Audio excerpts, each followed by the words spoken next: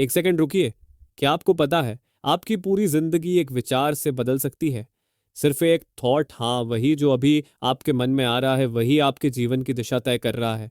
लेकिन सवाल यह है, क्या वो विचार आपका अपना है या दुनिया ने आपको दिया है? आज हम जानेंगे कैसे एक विचार से हम अपनी जिंदगी की कमान खुद संभाल सकते हैं। बी के शिवानी जी की किताब the power of one thought से। तो चलिए एक ऐसी यात्रा पर निकलते हैं जहां हम अपने मन को नहीं, अपने भाग्य को भी जीत सकते हैं। बी के शिवानी कहती हैं, हर विचार एक बीज है, जैसा बीज वैसा पेड़, और वैसी ही जिंदगी। फॉर एग्जाम्पल, सोचिए एक इंसान सुबह उठते ही सोचता है आज का दिन बहुत टफ होगा। अब चाहे कुछ भी हो, उसका मन उसी टफ के चश्मे से हर चीज देखेगा। वहीं दूसरा इंसान उठते ही सोचता है जो भी होगा मैं संभाल लूंगा। बस वही एक विचार पूरे दिन का टोन सेट कर देता है। तो आप सुबह उठते ही पहला विचार खुद चुनिए। अफर्मेशन बोलिए, मैं शांत हूं, शक्तिशाली हूं और हर परिस्थिति को प्रेम से संभाल सकता हूं। हर विचार एक वाइब्रेशन है और यही वाइब्रेशन आपके आसपास का माहौल बनाती है। हर इंसान के पास अपनी भावनाओं को चुनने की आज़ादी होती है, लेकिन ज़्यादातर लोग हालात या दूसरों के व्यवहार पर तुरंत और बिना सोचे समझे रिएक्ट करते हैं। यही आदत उन्हें भावनात्मक रूप से दूसरों पर निर्भर बना देती है और वे खुद को कमज़ोर महसूस करने लगते हैं। असल में हालात हमारी भावनाएं तय नहीं करते, वे सिर्फ बाहरी ट्रिगर होते हैं। भावनाएं हमारे अंदर से पैदा होती हैं। जब हम यह स्वीकार कर लेते हैं कि ये भावना मैंने खुद बनाई है, तो हम अपनी पर्सनल पावर वापस पा सकते हैं। अगर हम सोच समझकर प्रतिक्रिया देना सीख लें, तो बाहरी हालात चाहे जैसे भी हों, हम अंदर से शांति और खुशी महसूस कर सकते हैं। यही भावनात्मक स्वतंत्रता, असली आज़ादी होती है। हमारा मन एक शक्तिशाली टूल है जो हमारे विचारों के जरिए हमारे अनुभवों को आकार देता है। ये विचार हमारे भावनाओं को प्रभावित करते हैं और किसी भी स्थिति को देखने का हमारा नजरिया बदल सकते हैं। अगर हम ध्यान से देखें तो हमारे विचार चार प्रकार के होते हैं: शुद्ध, सामान्य, नकारात्मक और व्यर्थ। शुद्ध और सकारात्मक विचार हमें अंदर से मजबूत बनाते हैं और मानसिक मजबूती देते हैं। वहीं नकारात्मक विचार जैसे गुस्सा, डर या जलन हमारी ऊर्जा और सेहत दोनों को नुकसान पहुंचाते हैं। सबसे हैरानी की बात यह है कि हमारे ज्यादातर विचार व्यर्थ होते हैं, या तो बीते हुए कल को लेकर जिसे बदला नहीं जा सकता, या आने वाले भविष्य को लेकर जो अनिश्चित है। ये लगातार चलने वाला विचारों का सिलसिला हमें मानसिक रूप से थका देता है और ऊर्जा को चूस लेता है। हालांकि मन को एक बच्चे की तरह प्यार से संवारा जा सकता है, धीरे धीरे और धैर्य के साथ उसे शुद्ध और सकारात्मक ढंग से सोचने की आदत डाली जा सकती है। जब हम अपने विचारों की गुणवत्ता को बेहतर बनाने के लिए जागरूक प्रयास करते हैं, तो हमारा मन तरोताजा हो जाता है और हमारी ऊर्जा भी बढ़ जाती है। अपने भीतर छिपी उस शक्ति को पहचान कर जिससे हम अपने विचारों को बदल सकते हैं, हम न सिर्फ अपनी भावनाओं और अनुभवों को बेहतर बना सकते हैं, बल्कि अपने रिश्तों को भी और गहरा व सुखद बना सकते हैं। हमारे विचार ही हमारी आदतों के जरिए हमारे भाग्य को बनाते हैं। जिंदगी एक गहरा आंतरिक प्रोसेस है जो विचारों से शुरू होता है। विचार हमारी भावनाओं को जन्म देते हैं। जब कोई भावना बार बार महसूस होती है तो वह हमारे रवैये, एटीट्यूड का रूप ले लेती है, और यही रवैया हमारी सोचने और देखने की दृष्टि को तय करता है। यह रवैया हमारे व्यवहार और कर्मों को चलाता है। जब हम एक जैसा व्यवहार बार बार करते हैं तो वो हमारी आदतें और संस्कार बन जाते हैं, और इन्हीं से हमारी पर्सनालिटी बनती है। फिर हमारी यही पर्सनालिटी हमारे विचारों, शब्दों और कर्मों के माध्यम से एक खास ऊर्जा, एनर्जी बाहर भेजती है, जो ब्रह्मांड में घूमती है और वैसी ही ऊर्जा को वापस हमारी ओर खींचती है। यही लॉ ऑफ कार्मा है। सबसे जरूरी बात यह समझना है कि हमारे विचारों का स्रोत हम खुद हैं, ना कि बाहरी हालात। जब हम ये समझ जाते हैं तो हम अपने अंदर की दुनिया को कंट्रोल कर सकते हैं। अपनी पर्सनालिटी को बदलने का मतलब है अपने संस्कारों को बदलना, यानी अपने रोजमर्रा के विचार, भावनाएं, रवैया और कर्म। जब हम लगातार शुद्ध, सकारात्मक और उन्नत सोच रखते हैं और दूसरों के साथ प्रेम पूर्ण व्यवहार करते हैं, तो हम अपने जीवन में और ज़्यादा पॉजिटिविटी और सफलता को आकर्षित करने लगते हैं। असल में जब हम अपने विचारों के बनने की प्रक्रिया को समझते हैं और उसे सकारात्मक दिशा में बदलते हैं, तो हम अपने जीवन को अपने लक्ष्यों की ओर ले जाने लगते हैं। बाहरी चुनौतियां चाहे जो भी हों, लेकिन जब हम अपने विचारों पर जागरूक होकर काम करते हैं तो हम अपने जीवन की नाव के कैप्टन बन जाते हैं और इसे उस भविष्य की ओर मोड़ते हैं जो संभावनाओं और सफलता से भरा होता है। तो चलिए जानते हैं हमारे विचार कहाँ से आते हैं। विचार ऐसे लगते हैं जैसे वो अचानक आ जाते हैं, लेकिन असल में उनके पीछे तीन मुख्य कारण होते हैं: हमारे विश्वास, जो चीजें हम देखते सुनते हैं, और हमारे बीते हुए अनुभव। एथ बिलीफ्स, हम जो मानते हैं वही हमारी सोच और नजरिया तय करता है। ये विश्वास हमारे लिए सच जैसे बन जाते हैं। लेकिन अगर कोई विश्वास हमें अंदर से कमजोर करता है, हमारी मानसिक सेहत बिगाड़ता है या जिंदगी को और उलझा देता है, तो उसे बदलना जरूरी है। ऐसे में हमें सोचना चाहिए कि क्या ये विश्वास हमें भावनात्मक रूप से मजबूत बनाता है, क्या ये जीवन को आसान बनाता है। तो कंज्यूम्ड कंटेंट, हम जो भी सोशल मीडिया, न्यूज़ या लोगों से बातचीत के जरिए सुनते और देखते हैं, वही हमारे दिमाग का कच्चा माल बनता है। अगर हम बार बार नेगेटिव चीज़ों को देखते हैं तो हमारे विचार भी तनाव भरे हो सकते हैं। इसलिए पॉजिटिव, इंस्पायरिंग और सुकून देने वाला कंटेंट चुनना बहुत ज़रूरी है। 3, पास्ट एक्सपीरियंसेस, हमारी यादें और अनुभव भी विचारों का एक बड़ा स्रोत है। हम उन्हें मिटा तो नहीं सकते, लेकिन अपने नज़रिए को बदलकर उनके असर को ज़रूर बदल सकते हैं। अफर्मेशन यानी सकारात्मक बातें खुद से कहना हमें पुराने घावों को भरने में मदद कर सकता है। इस तरह बीते हुए समय की तकलीफों से बाहर निकलना आसान हो जाता है, और जब विचारों पर कंट्रोल होता है तो इंसान अपनी किस्मत को भी खुद गढ़ सकता है। अगर कोई इन तीन चीज़ों को समझदारी से संभाले, यानी क्या मानना है, क्या देखना सुनना है, और बीते हुए अनुभवों को कैसे देखना है, तो वो अपने मन की दिशा और जिंदगी का नजरिया पूरी तरह से बदल सकता है। गुस्सा अधूरी उम्मीदों से पैदा होता है, लेकिन इसे सेल्फ अवेयरनेस से बदला जा सकता है। जब हमारी उम्मीदें पूरी नहीं होती या कोई प्लान बिगड़ जाता है तो दिमाग में उथल पुथल शुरू हो जाती है। यही बेचैनी, चिड़चिड़ापन और झुंझलाहट का रूप लेती है, और अगर समय रहते नहीं रोका गया तो ये गुस्से या फिर जोरदार क्रोध में बदल जाती है। गुस्सा अक्सर सही लगता है क्योंकि सामने वाला कुछ गलत कर रहा होता है या हालात खराब होते हैं, लेकिन असल में गुस्सा हमारी खुद की सेल्फ कंट्रोल और सेल्फ अवेयरनेस की कमी का नतीजा होता है। गुस्से से भले ही तुरंत डर के कारण कोई काम निकल जाए, लेकिन इससे रिश्तों में दरार आ जाती है और अंदर की ताकत भी कमजोर होती है। डर से कभी भी सच्चा सम्मान नहीं आता। गुस्सा हमारी सेहत और मानसिक शांति दोनों पर बुरा असर डालता है। इसकी जगह धैर्य और साहसी संवेदनशील प्रतिक्रिया देना ज्यादा असरदार होता है। इससे गलती भी सुधारी जा सकती है और रिश्ता भी बना रहता है। अगर कभी गुस्सा आ भी जाए तो तुरंत माफी मांग लेना रिश्तों को जल्दी ठीक कर सकता है। हम अपने घर और ऑफिस को नो एंगर जोन बना सकते हैं, यानी वहां गुस्सा जताने की इजाजत ही ना हो।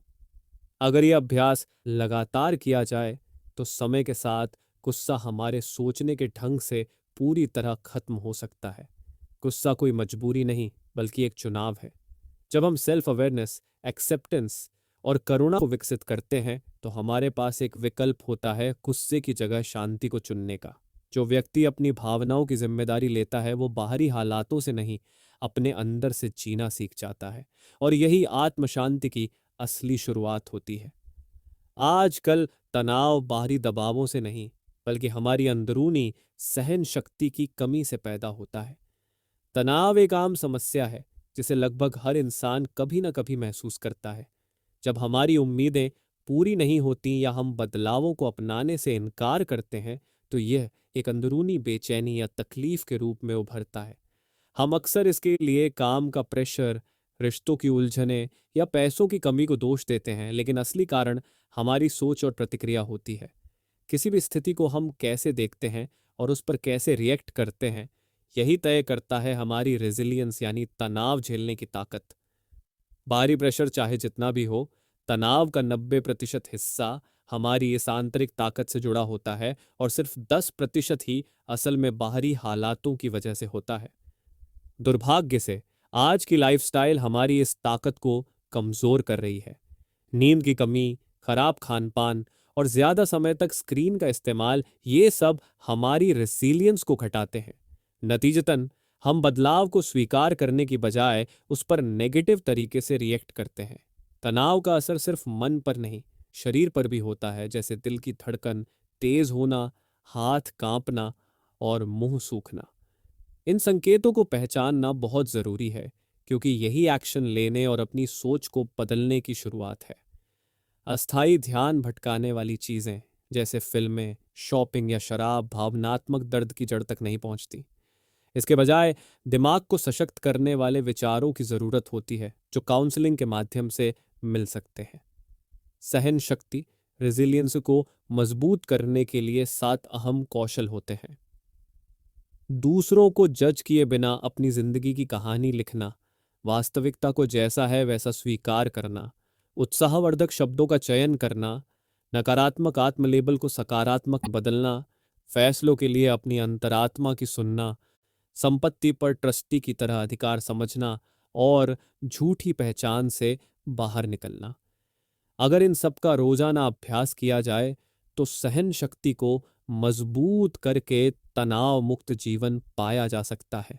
असल में तनाव को पार करने की ताकत हमारे अंदर ही है। ईगो का लेबल्स और चीजों से जुड़ाव हमें दुख और स्पिरिचुअल भूल की ओर ले जाता है।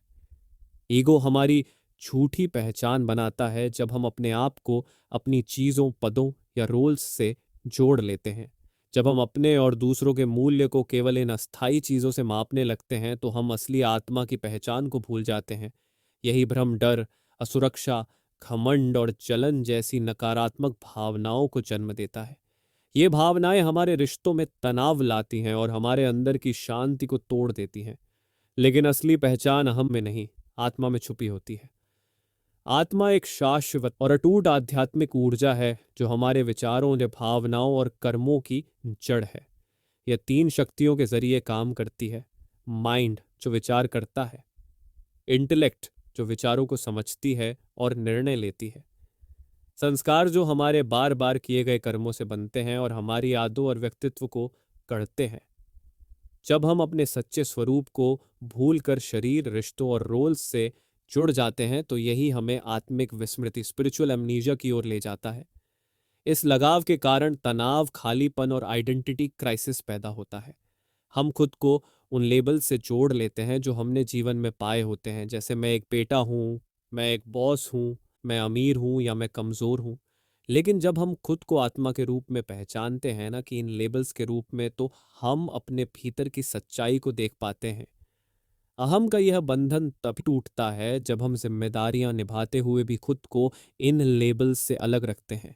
यही डिटैचमेंट इन एक्शन होता है। कर्म करते रहो पर पहचान आत्मा से रखो। ऐसा करने से हम डर, नकारात्मकता और भ्रम से मुक्त हो जाते हैं। जब हम आत्मा को पहचानते हैं तब भीतर से सच्चा ज्ञान, शक्ति और आनंद का अनुभव होता है। सच्चा सुख स्पिरिचुअल कॉन्शियसनेस से आता है, न कि अहंकार या शरीर की पहचान से। हमारी असली पहचान हमारा शरीर, नाम या रिश्ता नहीं है, बल्कि हमारी आत्मा है, एक दिव्य प्रकाश बिंदु जो हमारे मस्तक के बीच स्थित होता है। आत्मा शाश्वत, शुद्ध, शांत और आनंदमयी होती है। यही हमारा सच्चा स्वरूप है। लेकिन अधिकतर लोग खुद को अपने शरीर, रिश्तों और सामाजिक भूमिकाओं से जोड़ लेते हैं, जिससे अहंकार पैदा होता है। अहंकार हमें कभी खुद को दूसरों से बेहतर तो कभी खुद को कद्र महसूस कराता है। यही भावना अपेक्षाएं, लगाव और रिश्तों में टकराव को जन्म देती है। और जब हम अपने अहंकार को संतुष्ट करने की कोशिश करते हैं तो वो कोशिश अंत में व्यर्थ साबित होती है। इसके उलट जब हम आत्मा को अपनी असली पहचान मानते हैं और दूसरों को भी आत्मिक दृष्टि से देखते हैं, तब सच्चा सुख उत्पन्न होता है। इस सोच से हमारे अंदर सम्मान, सहानुभूति और आपसी सामंजस्य बढ़ता है। स्पिरिचुअल कॉन्शियसनेस को अपनाने से हम जेंडर, उम्र या पद जैसे भेदभावों से ऊपर उठकर सबको समान नजर से देख पाते हैं। हम भूमिकाओं को समझते हैं लेकिन उन्हें अपनी आत्म मूल्य से जोड़कर नहीं देखते। यही सोच हमें सच्चे सुख और आंतरिक शांति की ओर ले जाती है। आत्मा के गुण ऐसे स्वभाव होते हैं जो शरीर के जेंडर पर निर्भर नहीं होते। हमारी पर्सनैलिटी हमारे पिछले संस्कारों से बनती है, न कि हमारे शरीर की बनावट से। सोल कॉन्शियसनेस को पाने के लिए रोज अभ्यास और खुद को याद दिलाना जरूरी है कि हम एक अनंत आत्मा है जो इस दुनिया में बस एक अस्थायी किरदार निभा रही है। मेडिटेशन एक अहम साधन है जिससे हम अपने अंदर के सच्चे स्वरूप को अनुभव कर सकते हैं। धीरे धीरे जब यह समझ हमारे जीवन के हर हिस्से में फैलती है, तब आत्मा की हीरे जैसी चमक हमारे विचारों, शब्दों और व्यवहार में झलकने लगती है। इससे हमारे रिश्ते बदल जाते हैं और अंदर से सच्ची खुशी महसूस होती है। पर्सनालिटी दरअसल आत्मा की लंबी यात्रा के दौरान इकट्ठे हुए संस्कारों का संग्रह होती है। इन संस्कारों के 5 मुख्य स्रोत माने गए हैं। पहला, कुछ संस्कार आत्मा अपने पिछले जन्मों से साथ लाती है। यही वजह है कि कुछ छोटे बच्चे बिना किसी सिखाए अद्भुत टैलेंट दिखाते हैं या कुछ अनजानी चीजों से डरते हैं। ये उनके पूर्व जन्म के अनुभवों की छाप होती है जो समय के साथ फीकी पड़ जाती है। दूसरा, वंशानुगत संस्कार यानी परिवार से मिले गुण। बच्चे अपने माता पिता और रिश्तेदारों की सोच, भावनाओं और व्यवहार की वाइब्स को सहज रूप से ग्रहण करते हैं। तीसरा, वातावरण का प्रभाव। हम जिन लोगों से मिलते हैं, जिस माहौल में रहते हैं और जो मीडिया देखते हैं, वह हमारे संस्कारों को आकार देता है। खासकर दोस्तों का प्रभाव बच्चों के संस्कारों पर गहरा असर डालता है। चौथा, संस्कार हमारी इच्छा शक्ति, विल पावर से भी बनाए जा सकते हैं। अगर संकल्प मजबूत हो तो इंसान अपने पुराने आदतों को धीरे धीरे बदल सकता है और नए सकारात्मक संस्कार विकसित कर सकता है। रोजाना अभ्यास से पुराने संस्कारों पर नए संस्कार हावी होने लगते हैं। पांचवां और अंतिम स्रोत है आत्मा के मूल संस्कार, जिन्हें लेकर हर आत्मा इस दुनिया में आती है। ये हैं पवित्रता, शांति, प्रेम, आनंद, शक्ति, ज्ञान और सुख। भले ही कई जन्मों के अनुभवों ने इन पर दूसरी परतें चढ़ा दी हों, लेकिन इन मूल गुणों को फिर से जागरूकता और साधना के जरिए महसूस किया जा सकता है। इन पांचों स्रोतों को समझने से हम खुद को और दूसरों को बेहतर ढंग से स्वीकार कर पाते हैं। अंतिम लक्ष्य यही है कि हम अपने मूल संस्कारों, शांति, प्रेम और ज्ञान को फिर से मजबूत करें। जब हम ऐसा करते हैं तो न केवल खुद के अंदर सकारात्मक बदलाव आता है, बल्कि हम दुनिया को भी बेहतर बना सकते हैं। लॉ ऑफ अट्रैक्शन यानी आकर्षण का सिद्धांत एक ऐसा ब्रह्मांडीय नियम है जो कहता है कि हमारे विचार ही हमारी हकीकत बनाते हैं। जब हम सोचते हैं तो हमारे विचार एक खास प्रकार की ऊर्जा या वाइब्रेशन बाहर भेजते हैं और वही ऊर्जा वैसी ही चीजों को हमारी ओर आकर्षित करती है। सकारात्मक सोच सकारात्मक अनुभव लाती है, जबकि नकारात्मक सोच नकारात्मक परिणाम देती है। इस सिद्धांत का सही लाभ उठाने के लिए जरूरी है कि हम जो सच में चाहते हैं उसी पर ध्यान केंद्रित करें, ना कि उस पर जो नहीं चाहते। इसमें एफर्मेशंस बहुत मदद करते हैं। ये ऐसे वाक्य होते हैं जिन्हें हम बार बार दोहराते हैं ताकि वे हमारे सबकॉन्शियस माइंड पर असर डाल सके। जब हम अफर्मेशंस को विजुअलाइजेशन यानी कल्पना के साथ जोड़ते हैं, जैसे कि हम अपने लक्ष्य को पूरा होते हुए कल्पना करें, तो इसका प्रभाव कई गुना बढ़ जाता है।